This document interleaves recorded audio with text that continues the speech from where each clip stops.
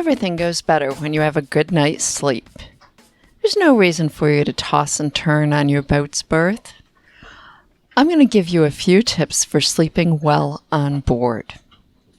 Hi, I'm Carolyn Sherlock, and if I don't sleep well, nothing goes well. On this episode of the Boat Galley Podcast, I'll share my best tips for sleeping well while cruising.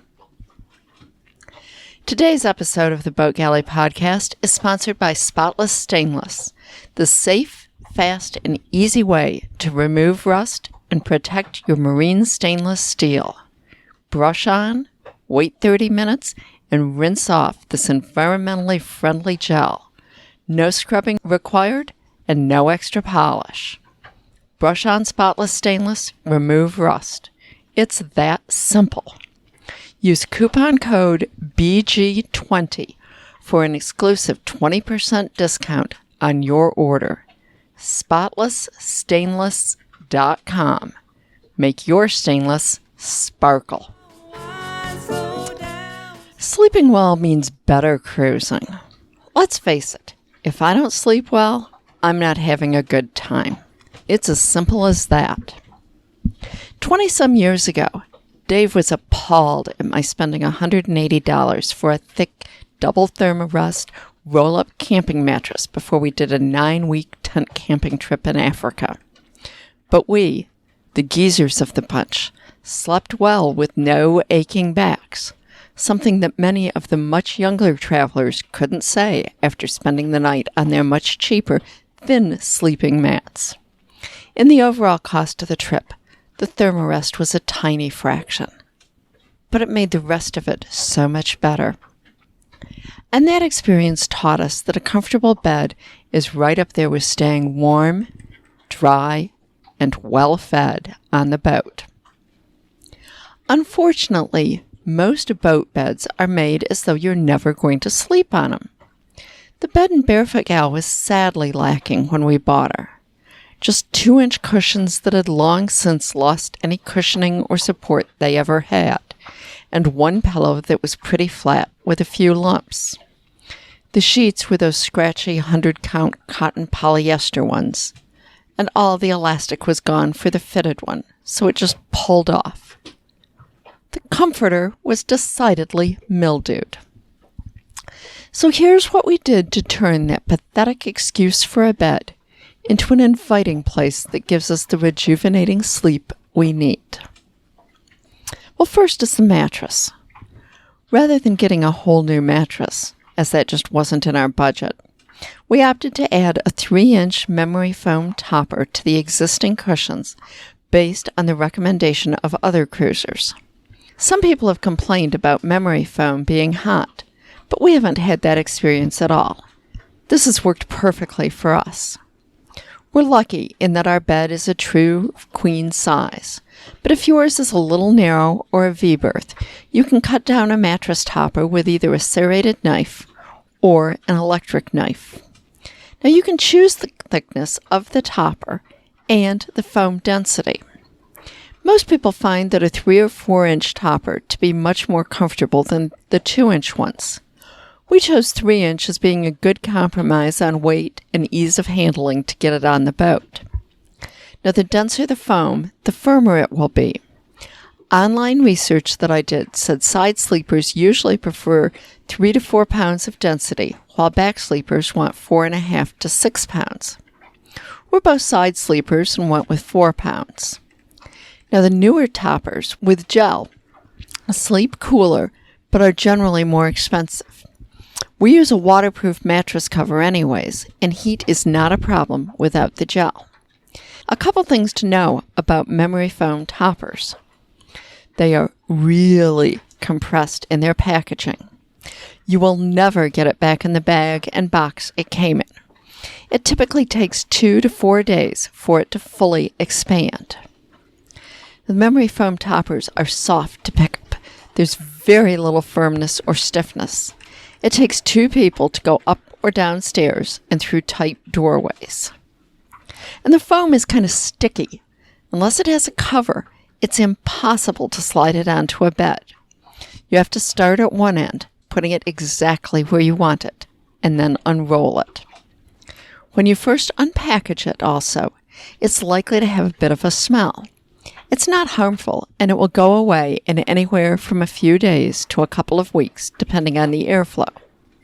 Because of the smell, you may want to unpackage the topper off the boat and let it expand for a week or so before bringing it aboard. That's what we did.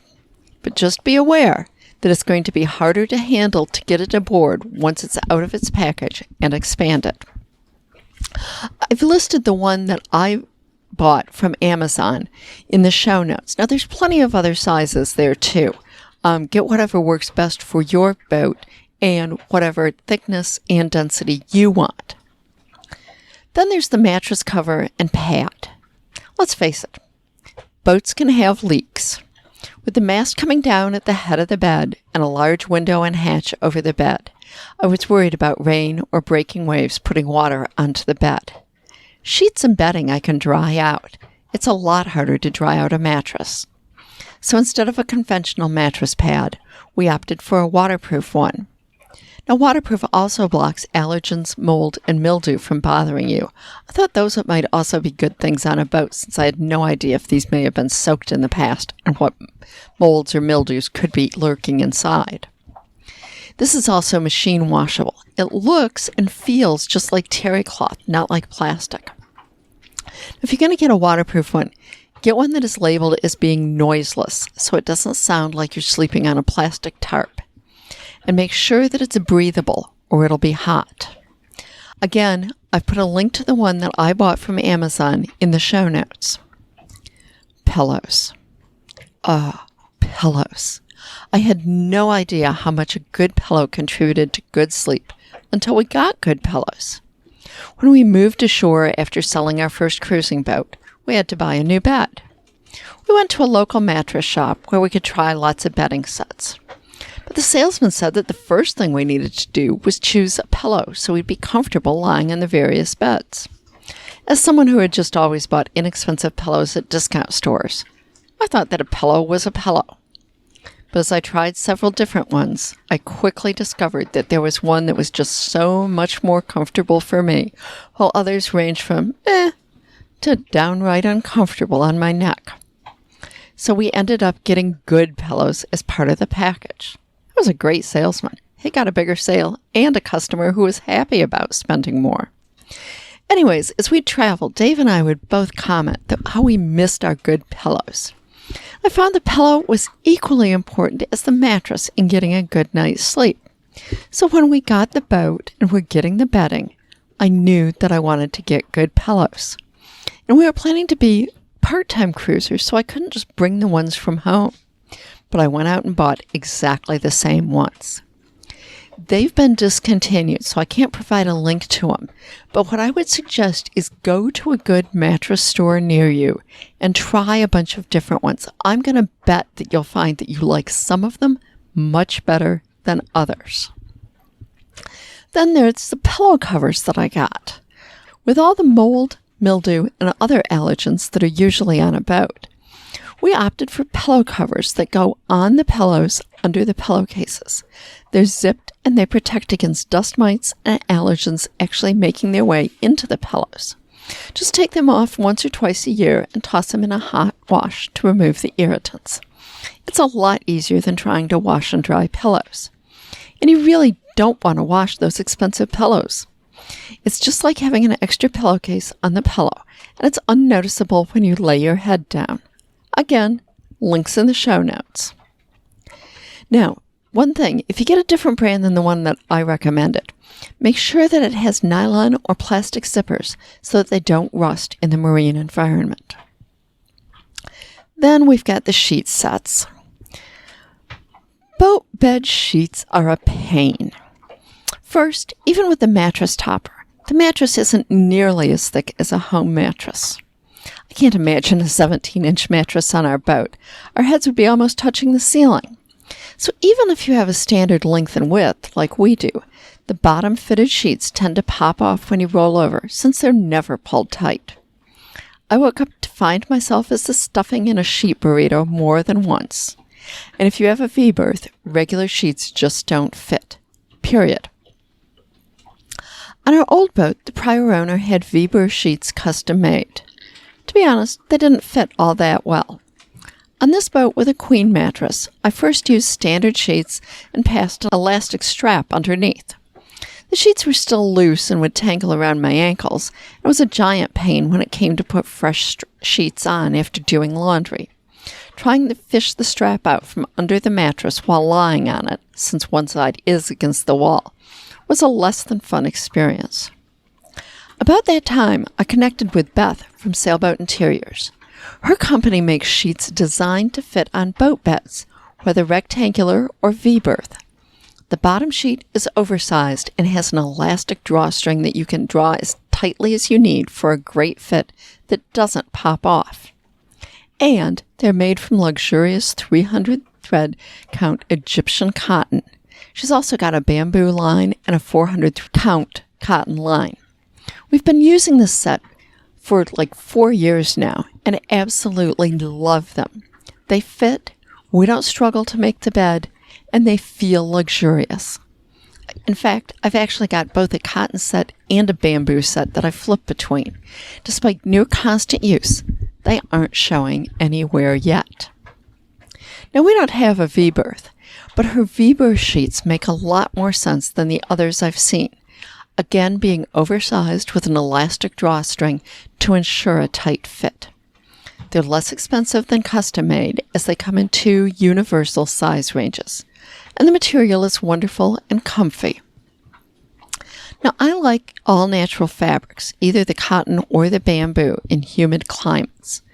They may get a little damp, but the cotton poly blends and microfibers that I have tried just feel much wetter to me, and they don't seem to dry out nearly as quickly from body heat when I get into bed. And I admit it, it's nice to have sheets that feel luxurious. I feel pampered when I crawl into bed. And I've got links to these also in the show notes. Then we also do have a quilt. Even here in the Keys, or when cruising Mexico, there were chilly days when we needed a blanket or a quilt. Now, our first couple of years on Barefoot Gal, we used an old fleece blanket. There's really nothing wrong with it, but nothing really wonderful either. Now we have a delightful quilt and pillow sham set, again from Sailboat Interiors, that are so comfy and soft, snuggly. I can burrow right into them. And I also got one of their super soft fleece blankets, 10 times better than what I used to have. Cruising, particularly if you're doing it for more than a few days at a time, shouldn't mean making do. A comfortable, maybe even luxurious bed goes a long ways to making our boat our home. Thanks for listening to the Boat Galley podcast. We aim to answer all your cruising questions, so ask away. There's an email link in the show notes.